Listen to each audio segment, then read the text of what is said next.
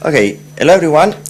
Before we start, I'd like to ask how many people are not speaking Italian? Okay, so English will be. Okay, so welcome to OK Glass, compile my code. Well, maybe Glass will never do that, but well, it was a cool title. So my name is Roberto Orgiu. I'm a freelance Android developer and the blogger. And I hope this will be interesting. Okay, I'm trembling, but well, just don't mind. Okay, so we are used on our Android smartphone to have an application launcher. Okay, so we have our application drawer and our home screen. On Glass, it's not really the same, but we have a timeline that is formed by cards containing data from past, present, and also future, displaying in the places nearest the center the nearest events in time. Okay, we can have different kinds of cards that can be, for instance, live or static, and also menus items that will let us, for instance, read aloud, share, or reply. The timeline will also take care of processing user input and start our glassware. Okay, so our home screen is the clock with the white text OK Glass, and we stay in the timeline center always, and will provide a system-wide touch and voice control. Okay, so let's see the live card. This can only be created with GDK. That is the native Java development kit that Google is releasing to us. It's all still in beta phase, but we can use, but we will see in a moment. Okay, this card can be drawn at the highest or lowest frequency, and it depends on how many times we need to render to show our notifications, for instance, or messages. We will not use these for games, because we will have immersions. These kind of cards are really expensive in terms of resources. So whenever the system needs resources, they will be killed. And they will be killed also when the system is rebooted. Instead, the static cards appears always at the right side of the timeline, and they are usually what we can imagine as a notification. They should be really easy to read, and they will stay in the timeline for up to 7 days. That's because they are really cheap. Those cards can be created with both the mirror APIs, that is the web-based APIs that Google gives us, or again with the GDK. And there we have the immersions. These are, for instance, what we can imagine as the full screen application with our Android device. Those can be created only with the native Java API, so no mirror API for this. And they will override for a limited amount of time the timeline, so they can provide us a more customized user experience, and also will take care of our input. So if normally swiping on a static or live card will interact with the timeline, swiping in an immersion will just interact with that immersion.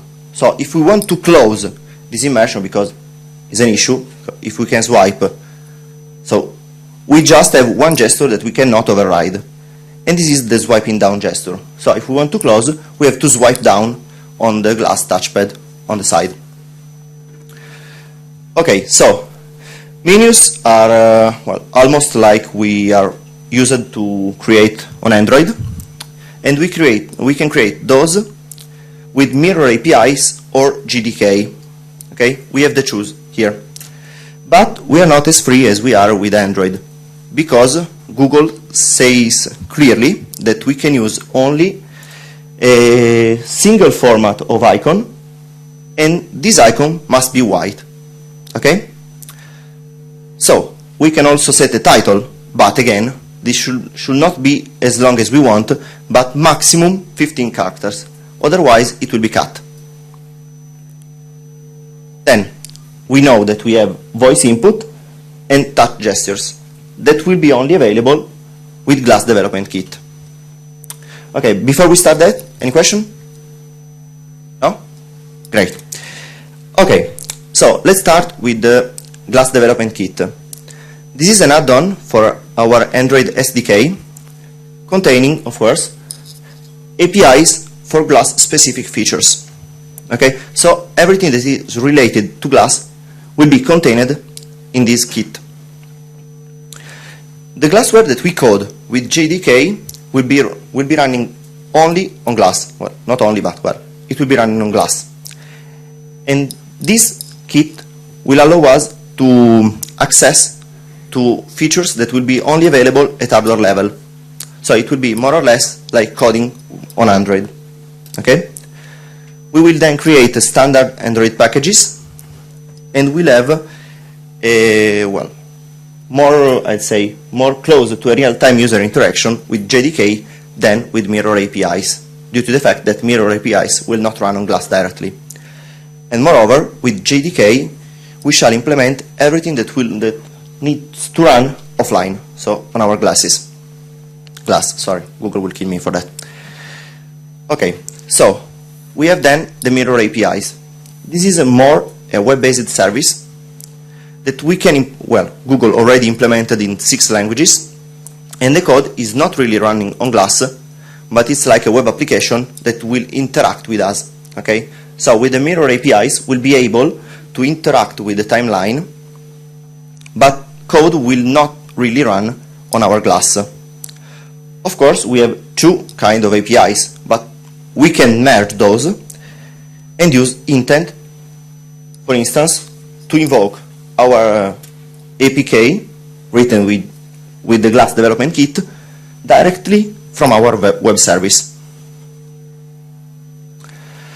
Okay, so let's start to go deeper in JDK. More or less, it's like usual Android programming, but we have some very nice differences between what we are used to do and what we shall do on Glass. As we already said, we have a set of APIs that will let us interface with the hardware that is on Glass. And also, if the Glass library that Google provides with Glass is needed, or is required to install the glassware, we shall see in a moment that we can actually force our application to be installed on any Android device, but this will crash, because every time we call a Glass specific method, well, our application will just crash. Okay, so let's see how we can set up this environment, because we all have already Android SDK installed and configured, but we need to have actually Android 4.0.3, that is Ice Cream Sandwich, and the Glass Development Kit, the sneak peek version, that is the latest one. And if you want to create a Glass project, we have to set both minimum and target SDK version to 15, because Glass just run on that version, so it's what we need.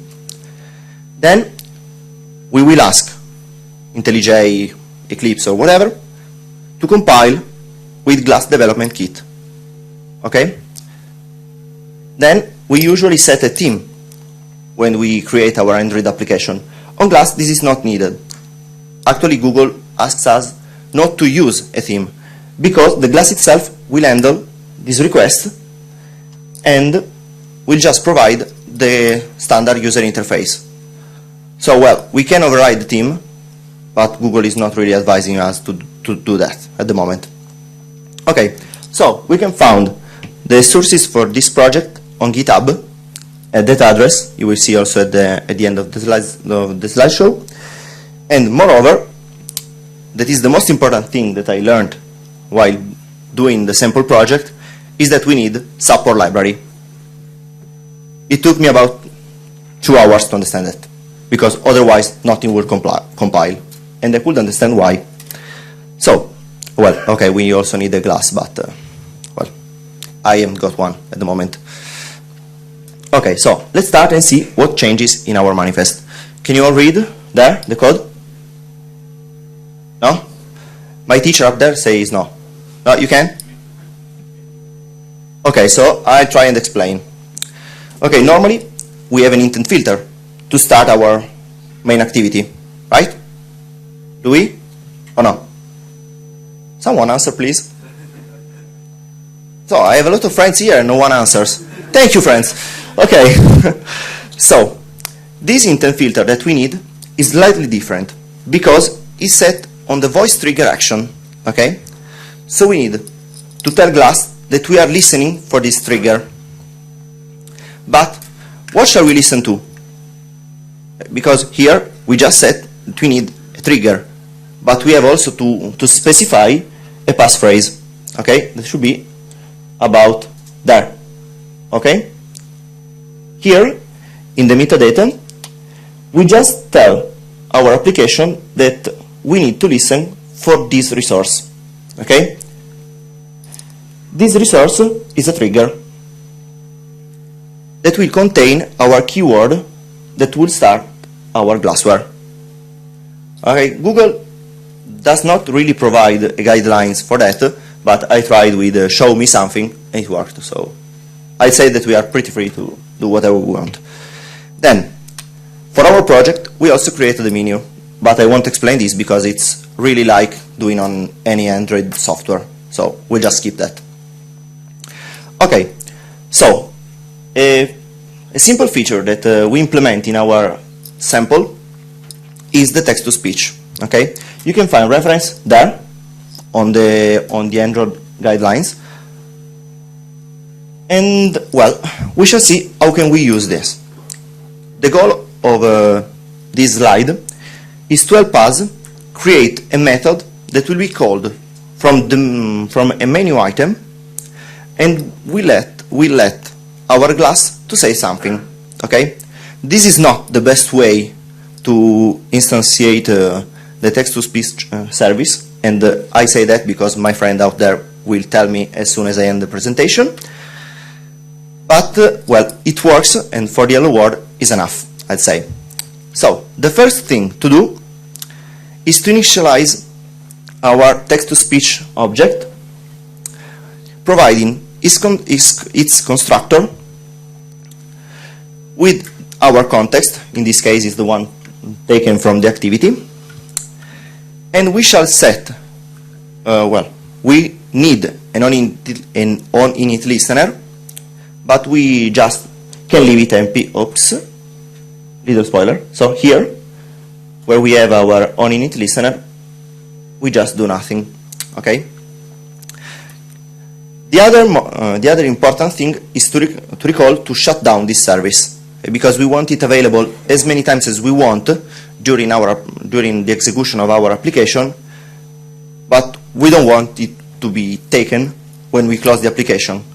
So what we do is to shut down the service and then set it to null to prevent any leakage. Okay, so is the code about here?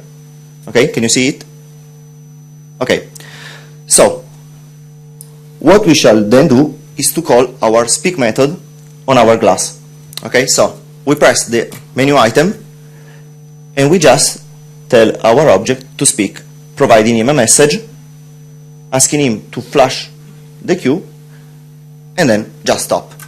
Okay, so this is really much Android, but it was one of the peculiar features of our glass, being able to provide us with an audio feedback really easily, because it took about 3 lines to ask the glass to tell us something. Okay, so it was pretty easy. But let's see a more glass related feature, that is a card. Okay, with GDKs we can create all kind of cards, but I choose a static card because creating a live card will be actually the same. Code will be just slightly different, maybe just the card object will be different. Okay, so the first thing that we have to do to create a card is to have a reference to the timeline manager. Okay, so this object will take care of inserting, deleting, or updating our card. So without it, we won't be able to do nothing with our card. Okay, then we create our card about here. Okay, and then we have methods to set the text and the footer. Okay, this is really easy, but we also saw that we can have richer card. For instance, in a static card, we could have, I don't know, maybe an image on the left side, or a mosaic of images always on the left side, or even a full background image. Okay, this will be done by setting its layout and providing the pictures about other 2 lines of code. So with 5 to 7 lines of code, we are able to create a card. So it's easy, isn't it? Okay, I see you nodding, so it's okay. Then the last line, the most important, is that we insert the card in the timeline manager. Okay, that's it. We created and showed the card in 5 lines. Okay, nothing more. And this is what we shall see. So this one on the left side will be shown on our apps list, because we want it to be running also if we just swipe and touch. Okay, this is what will appear on the history part of the timeline when we start our application. So a simple hello world, and here is the card that we just created. So those lines become this.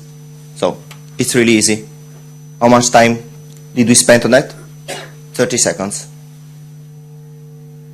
Okay, so any question about GDK, or we shall go on mirror APIs? Well, am I so clear, or it's just boring? No? Okay, oh, okay, I knew. Well, oh, don't give him a microphone. I know his question will be difficult. Hi, very good presentation, by the way. Yeah, I know, you're my friend. By the way, shoot. You have activities, right? Yeah. Do you also have the normal life cycles methods like start, pause, and such? Normal activities and service, before you ask. Okay, and also the views. Are they normal views? Yeah, or they are normal views. Like, yeah. Okay, very good. Thank you. Okay, not really normal as yours, because you are not normal. I know. But standard views. This one is a text view. Okay. You don't even specify the theme or the font color. You just tell him, I want a text view. So he takes care of everything. Okay. Other questions? Oh, I won't bite you. I promise. No? Okay. So let's see mirror APIs. We already said that mirror APIs are web-based. Okay? So they are available in multiple languages. Actually, only those that are Go, Java, .NET, PHP, Python, and Ruby. Okay? So I think that everyone here should be able to create a simple web service with any of that language. Maybe not Go, but well, I'm pretty sure that all the others are used by at least someone. I know also someone that uses Go here. Yeah, I'm looking at you. Okay, so we can deliver content to our users, and we can interact to users' timeline. We can, for instance, add in contact to users' class. Or, even worse, we can get user location and show our users nearest location of interest, or maybe just track and sell the data to NSA. It's up to us. Okay, so we want to create a project. Okay, I wanted to create a simple project, but then I read Google documentation and it was really outdated, so I spent about 1 hour to figure out the new process to create a project. So I decided to focus more on this, because, well, PHP we know how to write. So, okay. First thing we have to do is to create a new project on our Google Developers Console. Okay, so we normally would never click on a big red button, but, well, we have to, so don't worry, you won't explode. Then we just just need to activate the Google Mirror API that we find on the APIs menu on the, oh, okay, this will be difficult, APIs and auth super menu. Okay, here you will find on the left side of your page. Just a few seconds later, after you clicked on Create Project. Then we have to create our credentials, because otherwise we won't be able to authenticate to our service and then to Google. So we go on Credentials and then we create a new ID. Okay, so it's clear? Yeah. Prof, I see you sleeping. Not good, but you know how I felt. So it's arranged. Okay, so then we want to create a web application. Okay, and the most important thing here is that we need, to provide this address. Okay, you can't read it, but well, I can assure you, those are the deployment address, well, deployment callback, and our testing callback. We need those because we shall see in a few seconds that when we connect to a link to our web application with our glass, will be prompted with a content screen. Okay, we shall tell Google, yes, I want you to help me authenticate to this service. Those are the only address that will be allowed to be redirected. So our glassware will only connect to those addresses when we authenticate. So this is really important, because without this our service is null. Okay, so we create a client ID and we write down all this data because we will need them in a few seconds. Okay, so here's the consent screen. Okay, here's is a really important step, because it's what will appear every time that we will be asking the user to authenticate to our service. So we want to customize it with our logo and project name, so that the user is actually able to instantly recognize us. Okay, so this is our consent screen. Here on the right we can see the preview, here the project name, our address, and our logo. Okay, we can set also the privacy policy and the terms of service. Okay, so here we see some code. Okay, so all the boring stuff is ended. Unfortunately, also my presentation, but okay. Okay, so when we get to the GitHub GitHub page of Google, we shall see a huge amount of project. Okay, for just testing the authentication, I choose the PHP environment because I didn't really want to use anything else. But we have this sample project available in all 6 languages. Okay, so every one of us will be able to compile and maybe deploy our service.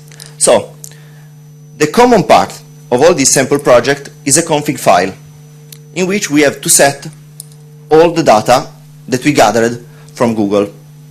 Okay, and this will be the most difficult part, because we usually forgot to download the data. Okay, so here we have the application name and all the data. So the client ID and the client secret that we received a few seconds ago from here, and this part that is the most important, because we here can insert the URL, one of the URL we specified previously. Okay, so about here. Okay, only one of these, and spoiler, this will be where will be redirected. Okay, so in this config file we will have the main behavior of our authentication in just 3 lines. Okay, Moreover, we need our developer key, but well, we shall have that. Okay? So, in our case, we will have something like that. At the beginning on the file, we shall set this, and then we are done. Okay? This is the most difficult part of creating a Glass Web Mirror APIs project. Then, everything else is just using their APIs. We can do a lot of things, like creating notifications, creating static cards, starting our GDKs, but this is the first and most important step. Okay? Any question about it? Oh, really? Was I that clear? No, I know it wasn't clear, so? No question? Really? Oh, that's a shame. So, my presentation is over. I hoped it took a bit more, but, well, it's done. So, okay, I'm done. Thank you.